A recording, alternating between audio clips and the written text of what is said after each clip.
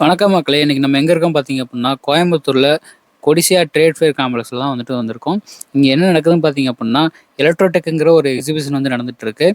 இன்னைக்கு தான் பார்த்தீங்க அப்டின்னா லாஸ்ட் நாளு.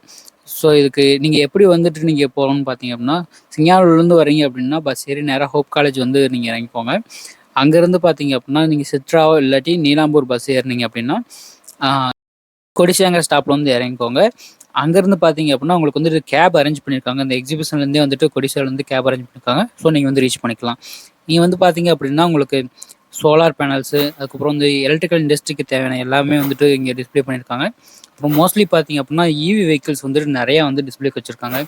கமர்ஷியல் வெஹிக்கிள்லேருந்து டொமஸ்டிக் வரைக்கும் எல்லா வெஹிக்கிளுமே இங்கே பார்த்தீங்கன்னா, சூப்பரா வச்சிருக்காங்க.